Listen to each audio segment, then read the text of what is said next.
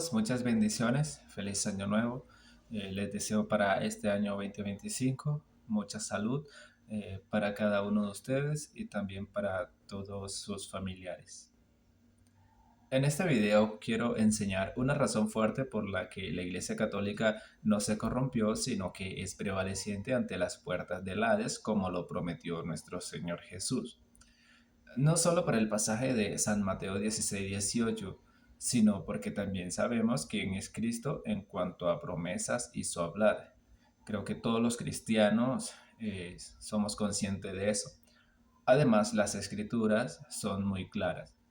Números 23-19 nos dice lo siguiente: Dios no es hombre para que mienta, ni hijo de hombre para que se arrepienta.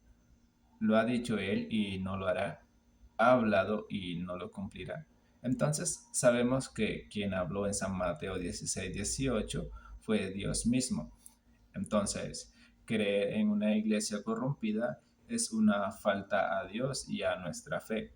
Y también trae grandes pérdidas, porque nos lleva a abandonar la iglesia que nuestro Señor Jesucristo fundó, cuya iglesia fue fundada con el objetivo y deseo de lograr por medio de ella lo de San Juan 17-20-23, que dice lo siguiente: Mas no ruego solamente por estos, sino también por los que han de creer en mí por la palabra de ellos. Presten mucha atención, porque esto es muy importante. Aquí conocemos algo fundamental por lo que Jesucristo edifica una iglesia, y esta iglesia tiene que ser prevaleciente desde sus inicios hasta el fin de los tiempos. Para que todos sean uno, como tú, oh Padre, en mí, y yo en ti, que también ellos sean uno en nosotros, para que el mundo crea que tú me enviaste. La gloria que me diste, yo les he dado, para que sean uno, así como nosotros somos uno, yo en ellos, y tú en mí, para que sean perfectos en unidad, para que el mundo conozca que tú me enviaste, y que los has amado a ellos, como también a mí me has amado. ¿Se dan cuenta de lo importante que es mantenernos en la iglesia que Jesucristo nuestro Señor fundó? ¿No es hermoso lo que Cristo quiere para con nosotros?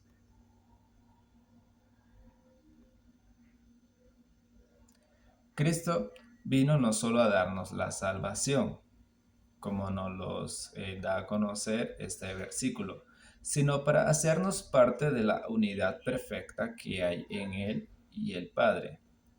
Esta unidad perfecta tiene como esencia fundamental una misma verdad, asimismo divinidad, santidad, eternidad, sentir, pensar, amar y buen obrar. Se lo explicaré de otra forma. La verdad, divinidad, santidad, eternidad, sentir, pensar, amar y buen obrar de Cristo está en el Padre y en el Espíritu Santo también. Esencia que instituye su gloria y los unifica. Unidad que los hace a los tres, Padre, Hijo y Espíritu Santo, ser un solo Dios verdadero. Gloria que ha dado Cristo a su iglesia para unificarnos, porque nos quiere unidos a Él, llevándonos a vivir en la misma verdad, santidad, eternidad, sentir, pensar, en la que los tres viven, Padre, Hijo y Espíritu Santo. Así la Iglesia refleja, por la unidad de nosotros, la gloria de Dios en el mundo. Y es esta la característica de la Iglesia verdadera. Por lo tanto, esta Iglesia tiene que ser visible también, para que el mundo pueda ver y creer. Iglesia que es el cuerpo visible de Él, conformado por los 12 discípulos y todos aquellos que han de creer en Él por la palabra de ellos. es decir, por la palabra de la iglesia que Dios instituyó, la cual preserva la doctrina verdadera de Cristo, que estando nosotros dentro de ella, hacemos parte de su glorioso cuerpo y vamos conociendo y aceptando toda verdad que se desprende de él. Porque recuerden que la iglesia no se trata de usted ni de mí, sino de Cristo. Y es en esto que sabemos cuánto Cristo nos ha amado, que nos quiere tan unido a Él, así como Él tan unido hasta está al Padre.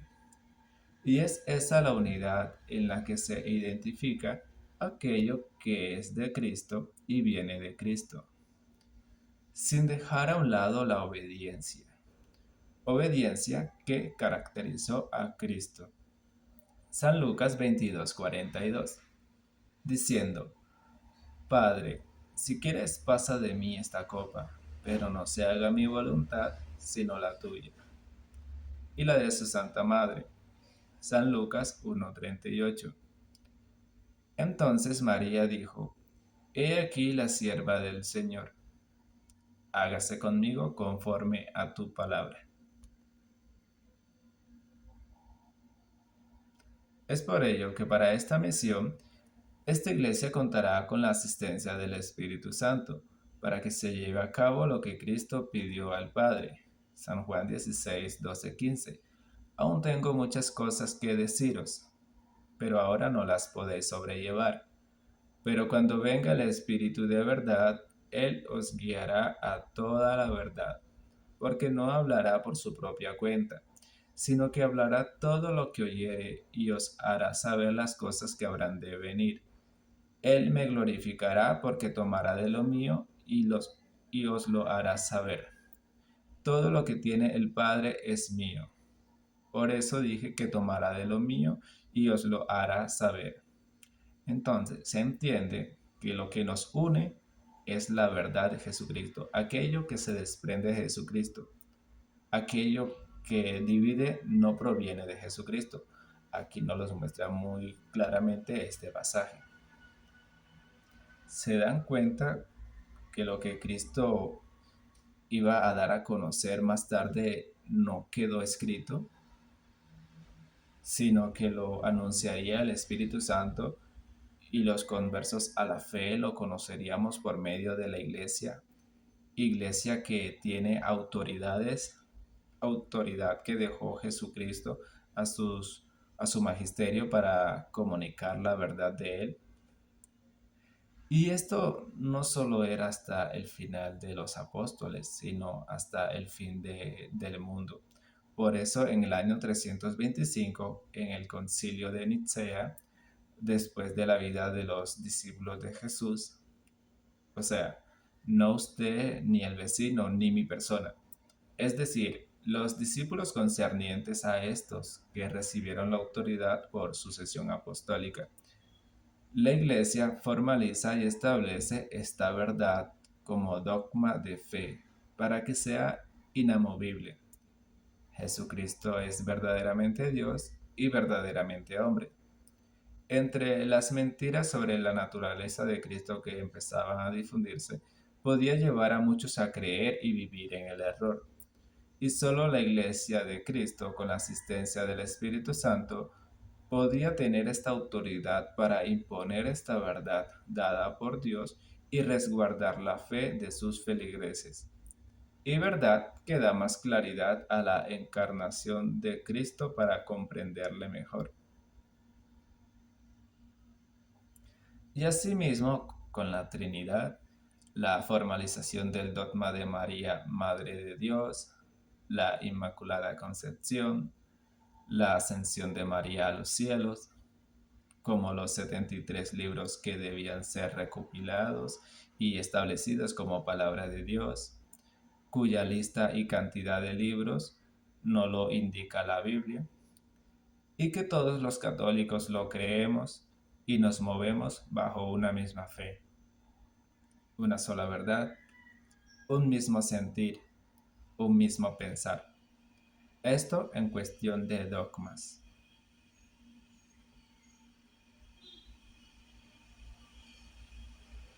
Pero démosle el beneficio de la duda al protestantismo y depositemos nuestra creencia en una iglesia corrompida, no importa en qué tiempo, y pongamos nuestra fe en un remanente fiel que se apartó de la iglesia corrupta, donde Dios tomó a Martín Lutero para la reformación de la iglesia, la reformación de la Biblia para que no sean 73 libros, sino 66, y la restauración de las verdaderas creencias y enseñanzas cristianas.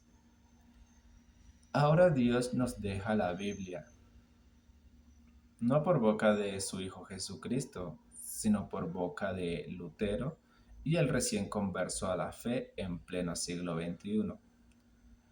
Aunque esto ya deja de ser solo escritura, como única fuente de autoridad confiable para la fe y la práctica cristiana, y la autosuficiencia para llegar a la verdad, siendo que el Espíritu Santo ya no los guía por medio de la Iglesia, sino de manera independiente, ya que ahora cada cristiano es o dice ser la Iglesia.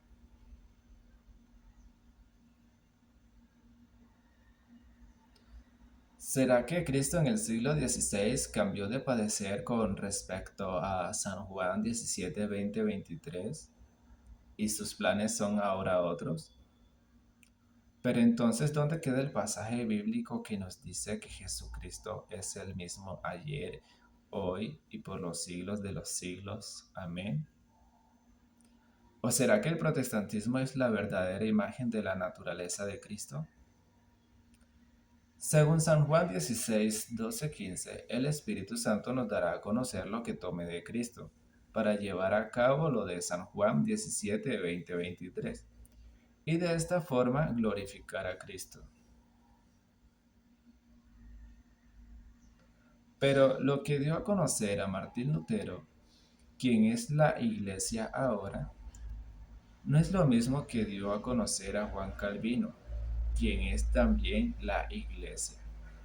Asimismo con Zwinglio, Juan Knox y todos los reformadores y no reformadores que discrepan entre ellos, razón por la que están divididos. ¿Será que este es el obrar del Espíritu Santo? ¿Son estas las cosas que el Espíritu Santo desprende de Cristo? ¿Será que es esta la naturaleza de Cristo? ¿Será que en el Padre, Hijo y Espíritu Santo reside esta división? ¿Será que en ellos hay verdades distintas que no comparten entre los tres? ¿Será que el Espíritu Santo lleva a cada creyente a creer que cada quien está en la verdad, pero que juntos representan la iglesia verdadera de Cristo, siempre y cuando sostengan solo Escritura como única fuente de autoridad y sobre esta autoridad su propia interpretación y su rechazo hacia la Iglesia Católica? Por supuesto que no.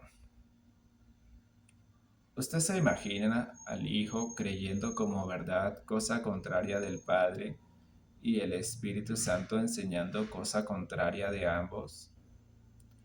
Porque entonces, ¿qué es aquello que hace al Padre, al Hijo y al Espíritu Santo ser un solo Dios verdadero y estar en unidad? ¿Será que el Padre tenía como creencia y verdad que el sacrificio de su Hijo redimiría a la humanidad del pecado? Pero el Hijo tenía creencia y verdad, cosa contraria a esta. ¿No significaría entonces que uno de ellos estaría en el error? Si fuera así, tenga por seguro que el sacrificio no se hubiese dado por el Hijo oponerse a la creencia del Padre como verdad y viceversa, y el cristianismo no existiría, y usted creyente no sería, por lo menos no en Jesucristo. De igual forma que el bautismo de niños y otras cosas se oponen si la creencia de esto como verdad es contraria. Ejemplo, como el unicitario se opone a la Trinidad. Por eso no es trinitario. O el adventista se opone a guardar el domingo. Por eso no lo guarda. ¿Se entiende?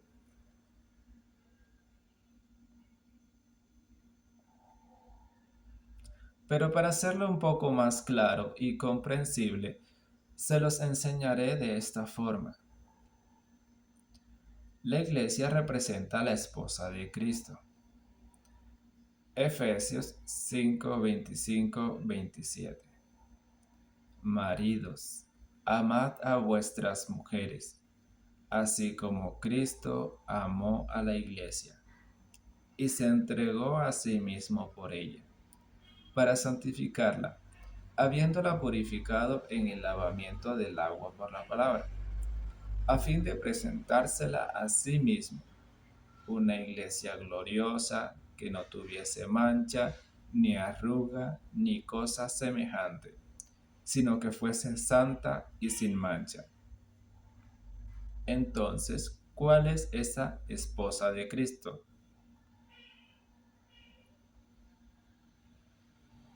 La denominación de los testigos de Jehová.